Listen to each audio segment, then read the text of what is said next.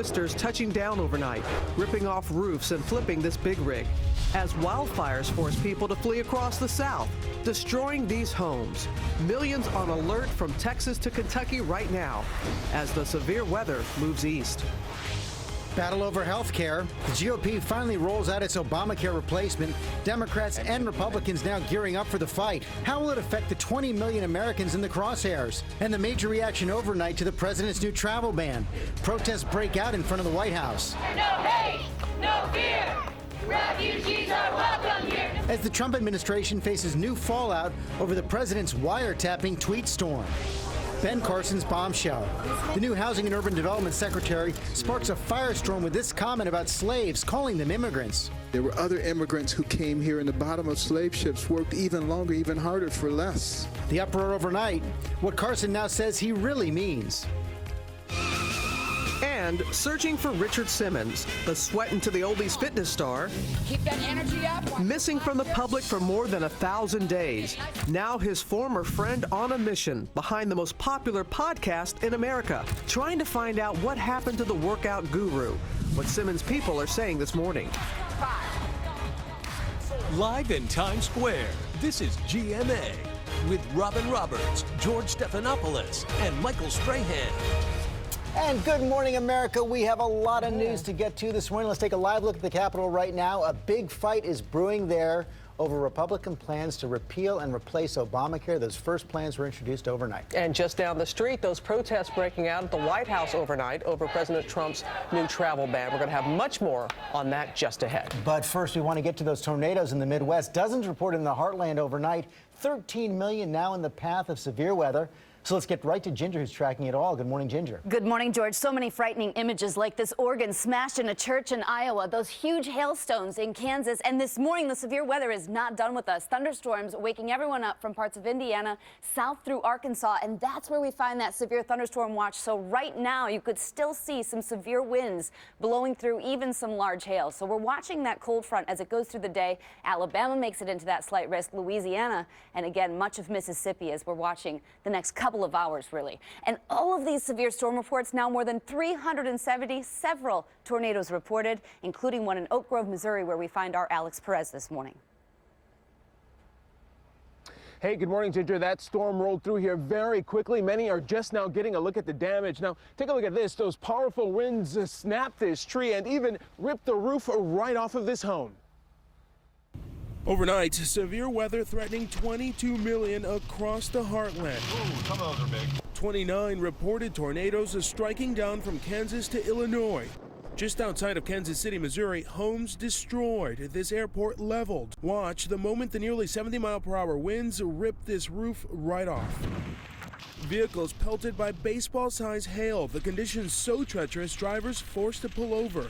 Now, this morning, more than 100,000 residents left in the dark. But before the storm rolled in, the winds were already packing a punch. Semis overturned from Wyoming to Kansas.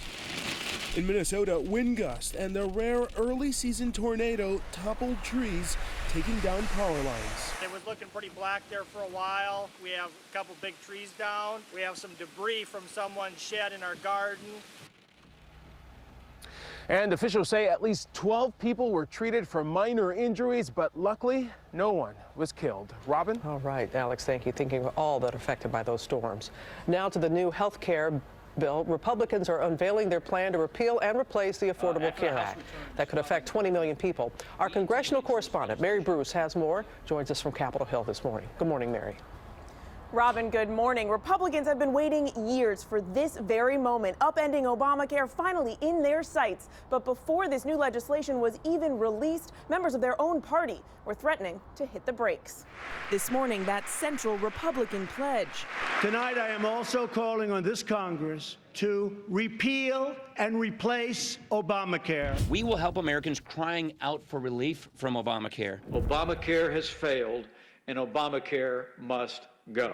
Finally revealed. House Republicans outlining their plan to overhaul Obamacare. Their legislation phases out Obamacare subsidies in favor of tax credits to help Americans buy insurance, ends penalties over time for Americans without insurance, and gradually ends the expansion of Medicaid, which has provided coverage to more than 10 million Americans in 31 states. The Republican plan would freeze that expansion starting in 3 years. What we want to do is restore power to the states, put Medicaid on a budget. The plan also cuts funds for Planned Parenthood. The White House has proposed preserving federal funding for the group, but only if they stop providing abortions. What doesn't change, coverage still cannot be denied based on pre-existing conditions, and young adults can stay on their parents' plan until they're 26. Let me make clear a couple things we're going to make sure we're not pulling the rug out from under people. But even some Republicans are voicing concerns. 4 key GOP senators balking at the plan to limit Medicaid funding, warning it does not protect people in the expansion. For others, the plan doesn't go far enough. GOP Senator Rand Paul tweeting that it sure looks like Obamacare light. The White House welcomed the plan but didn't take sides, saying it marks an important step towards restoring health care choices and affordability back to the American people. Now this morning, big questions still remain. How much will this new plan cost, and how many Americans will gain or lose coverage? Those answers won't come until the Budget Office releases its findings on the impacts of this new legislation.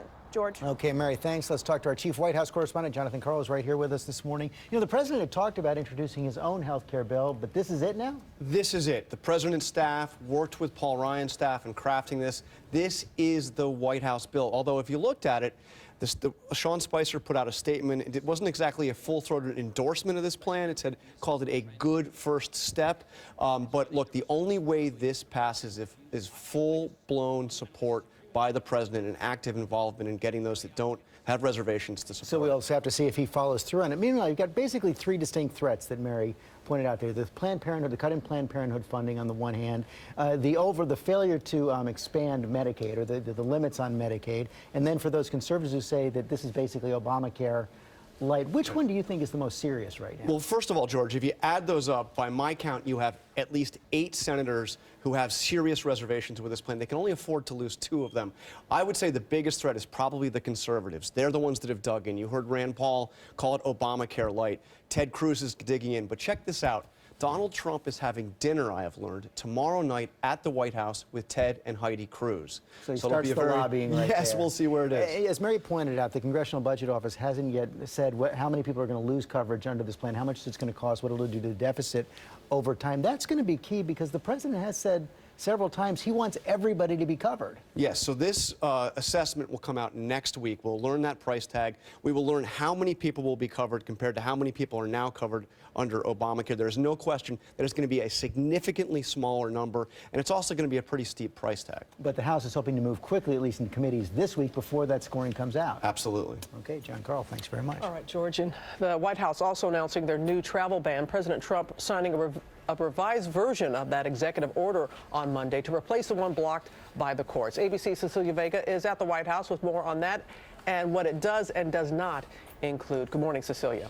Robin, good morning to you. Critics like the ACLU are already promising to fight this new one in court. Even with all of these changes, they are still calling this a de facto Muslim ban, but the White House says it is confident this one will stand up to any legal challenges. Stand up, fight back! That revised travel ban overnight met with protests outside the White House. No hate, no fear. Refugees are welcome here. But the announcement happened without fanfare.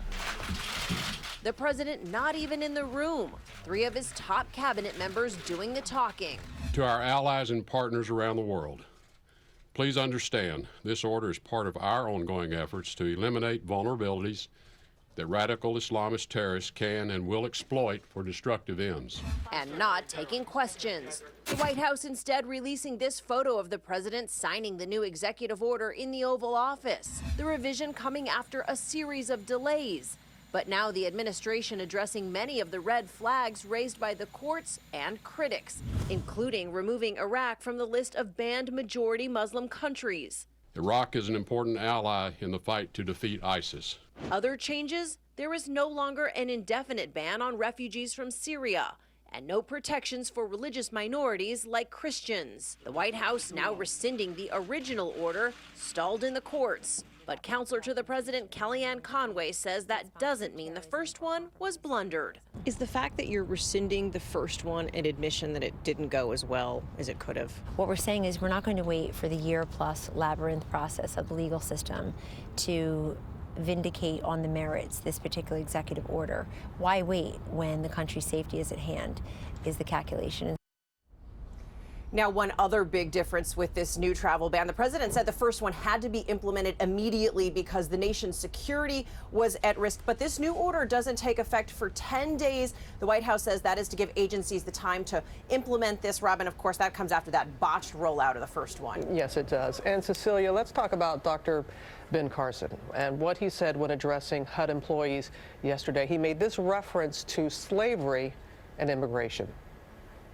There were other immigrants who came here in the bottom of slave ships, worked even longer, even harder for less. But they too had a dream that one day their sons, daughters, grandsons, granddaughters, great-grandsons, great-granddaughters might pursue prosperity and happiness in this land.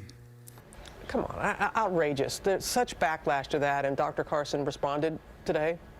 He did, Robin, and this, of course, comes in his new role as HUD secretary. This was his first time addressing the staff there. So he gets on Facebook, and this is what he said. Quote, "The slave narrative and immigrant narrative are two entirely different experiences. The two experiences should never be intertwined." Trying to clarify, Robin, but maybe not doing as much as some would have liked. Yeah. All right, Cecilia, thank you very much. It is. You know, when I heard about this yesterday, I was like, well, let me go on and see for myself, because I don't want to be taken out of context. And when you see him addressing these employees for the first time, he made quite an impression. The idea that slaves were brought here to pursue a dream. Outrageous. Let's bring in Dan Abrams right now. I don't know if you want to comment on that or move on to the travel ban. Let's move on to the travel ban right now. Let's get to the basics. Number one, the old travel ban completely over now. That's right. It's effectively moot, and there's now a new one in place. And the people who hated the first travel ban are going to hate this one too. But as a legal matter, they've addressed many of the concerns that were raised by the courts. The fact that it's now clear it won't apply to green card holders. It won't apply to people with a valid visa. It doesn't seem to give preference to Christians. There's some reasoning offered for why they picked these 6 countries. That stuff really matters as a legal matter. And so I think that they've probably overcome most of the legal hurdles. I mean, the White House seems to think right now that this is bulletproof legally.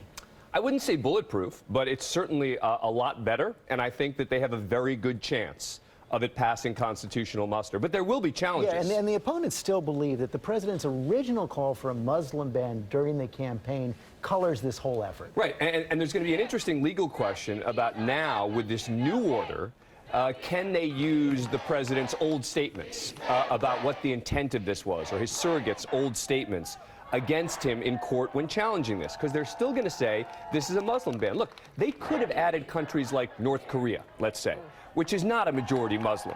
And then you really would have eliminated, I think, as a legal matter, the argument that this is just a Muslim ban. They didn't do that. And so now they are going to face this question again in court. Is this a Muslim ban? But I'll say, I said it previously when this first passed, the president has enormous autonomy on this issue, and I think that it probably will pass constitutional muster. Yeah, when it comes to immigration and national security, the president has a lot of latitude. Yep, 2 separate questions, legal from policy. Okay, Dan Abrams, thanks very much. And George and Dan, there's also new fallout over President Trump's wiretapping accusations on Twitter. The White House says Trump has likely not spoken with FBI Director James Comey, who asked the Justice Department to knock down Trump's claims. Our senior justice correspondent Pierre Thomas is in Washington with more. And Pierre, has the FBI Director received any word yet from the Justice Department? Good morning, Robin. I was on the phone through the night with sources, and as of then, the Justice Department had not told Comey if it would honor his request to publicly refute President Trump's claims about wiretapping his campaign. It's unclear this morning whether Comey is going to get what he wants. Here's the dilemma. On the one hand, the Justice Department does not like to comment about anything in regards to an investigation, but Comey believes that Trump's tweets give the impression the FBI did something improper. So with AG Sessions recused, it's now up to career justice attorneys and an acting deputy attorney general appointed by Obama to sort this out. Comey's trying to follow the chain of command, and at least right now, he's going to be patient. One reason Justice Department is taking its time, officials there realize publicly contradicting the president could poison the relationship with the White House, high stakes, Robin. Indeed. All right, Pierre, thank Yeah, you. there's going to be a big confirmation here on Capitol Hill today for the Deputy Attorney General. The questions could come up there as well. We're going to move on now to new breaking details about that North Korea missile launch. Their state media now says North Korea was practicing to hit U.S. military bases in Japan, and this comes as the U.S. begins to deploy an anti-missile system in South Korea. Our Chief Global Affairs anchor, Martha Reddit's in Washington with the latest. Good morning, Martha. Good morning, George. The rhetoric this morning is extremely heated on all sides. Kim Jong-un, North Korea's leader, seemed positively gleeful about his latest missile tests, with state media saying he was feasting his eyes on the trails of ballistic rockets, and now saying the 4 launches were practice for hitting U.S. bases in the region and threatening a nuclear strike if the U.S. or South Korea fires on North Korea. That is largely bluster at this point, but the threat from North Korea grows every day. And this morning, the U.S. is deploying an advanced defensive missile system called THAAD to South Korea, designed to take out enemy missiles. This, as the White House is warning of dire consequences for North Korea's provocative and threatening actions, George. And Martha, the U.S. wants China to help control that North Korean nuclear program, but China not happy about this anti-missile system. Not happy at all. China has always firmly opposed U.S. deploying that THAAD missile system,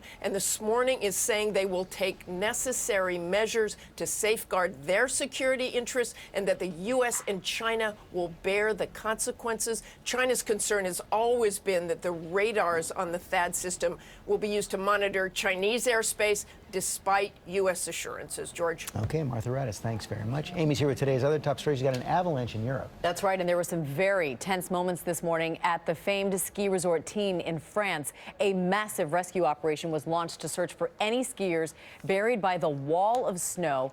Helicopters could not be used because of low visibility, and an avalanche just last month in the same area killed 4 people. But we have just learned, thankfully, all the skiers are accounted for. In New Orleans, a court has cleared the way for the removal of 3 Confederate monuments. The statues, including a likeness of General Robert E. Lee, will be put in storage. And in Mississippi, an appeals court is scheduled to hear arguments today in the fight over the Confederate emblem on the state flag.